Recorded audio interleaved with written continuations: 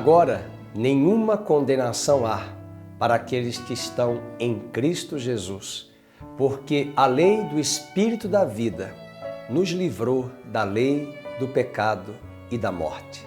Estas são as palavras do apóstolo Paulo, em Romanos 8, verso 1 e verso 2.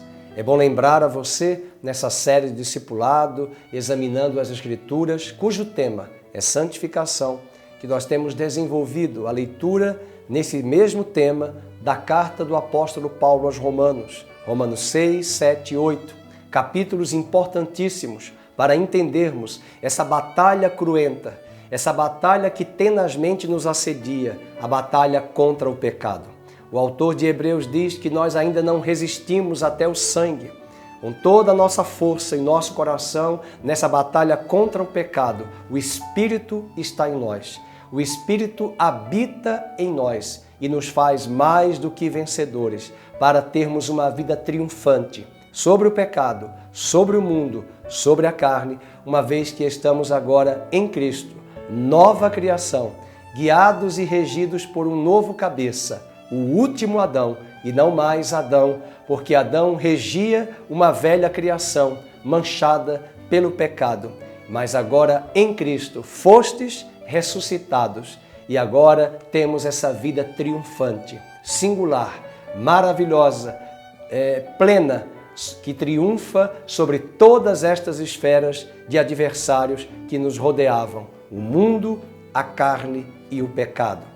Portanto, agora eu quero desafiar você, a partir de Romanos capítulo 8, vamos lembrar os últimos versículos de Romanos capítulo 7. Paulo diz no verso 24, desventurado o homem que sou, quem me livrará dos grilhões do pecado, desta morte no meu corpo? Quem me livrará? E ele responde no verso 25, graças a Deus por Jesus Cristo, nosso Senhor. Graças a Deus por Jesus, que nos possibilitou essa libertação dos grilhões do pecado, da natureza do pecado que estava em nosso coração.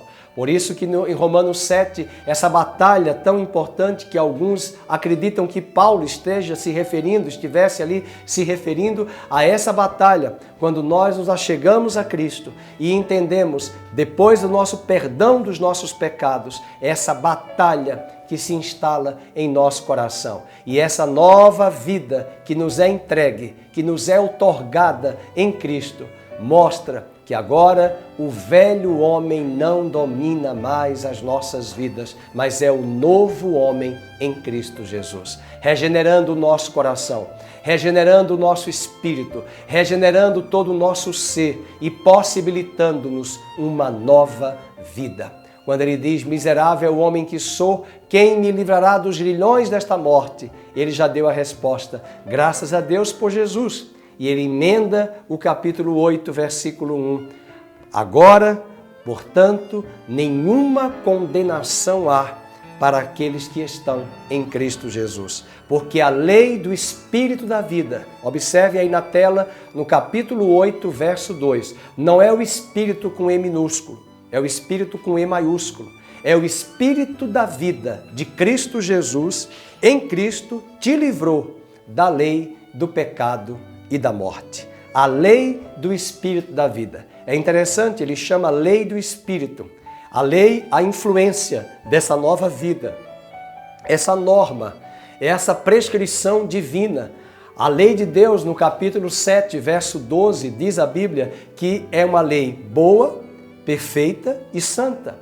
Mas o problema não é a lei de Deus. O problema é que dentro do meu coração e do seu coração existia uma outra lei que guerreava contra a lei de Deus e guerreia até hoje. É a lei do pecado. A lei do nosso coração, a natureza adâmica que está em nossa vida. Mas quando nós nos identificamos com Cristo e o recebemos e Ele nos regenera pelo seu Espírito, o nosso Espírito é recriado e agora a lei do Espírito e da vida, essa influência, essa vida de Cristo nos livrou da lei do pecado e da morte. E o que era impossível, no verso 3, no tocante à lei, no que estava enferma pela carne, isso Deus fez enviando o seu próprio Filho, em semelhança de carne pecaminosa, e no tocante ao pecado, com efeito, Deus condenou na carne de Cristo, no corpo de Cristo, o pecado. A lei do pecado que estava em nosso coração foi transferida para Cristo e Ele tomou as nossas dores, tomou a nossa maldição e o castigo que hoje nos traz a paz estava sobre Ele. E pelas suas pisaduras, por esse processo que Ele enfrentou, por esse processo que Ele se submeteu, agora nós temos a possibilidade de sermos regenerados, nascidos de novo, porque o castigo que era para ser para cada um de nós estava sobre Ele e pelas suas pisaduras eu e você fomos sarados. De fato, nós pensamos apenas em sarar, em cura física, mas o profeta Isaías está abarcando todo o nosso ser e principalmente a pior moléstia, a pior doença, pior do que o câncer, pior do que qualquer doença terminal, é a doença chamada o pecado. O salário do pecado é a morte. Morte, separação. A separação eterna de Deus, se não fosse a mediação divina de trazer-nos Jesus para tomar o nosso lugar, nós estávamos condenados. Não é à toa que o mesmo apóstolo diz no capítulo 8, verso 1, agora nenhuma condenação há para aqueles que estão em Cristo Jesus. Por quê?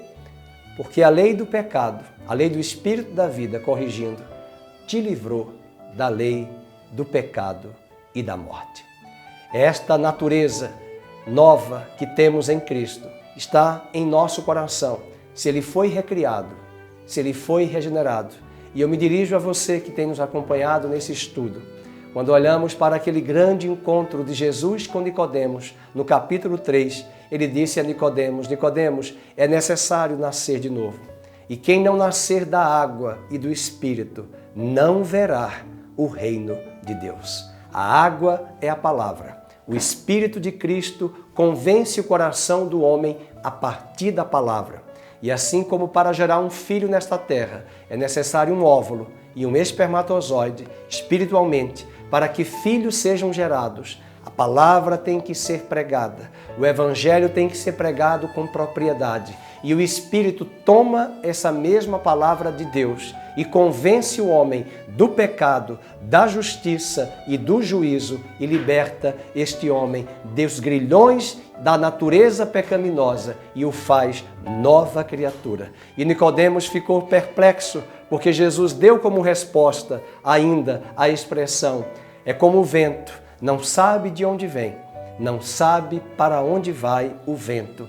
Assim também é aquele que nasceu de novo em Cristo Jesus. É uma experiência ímpar. Eu costumo dizer que quem nasceu de novo sabe que nasceu de novo.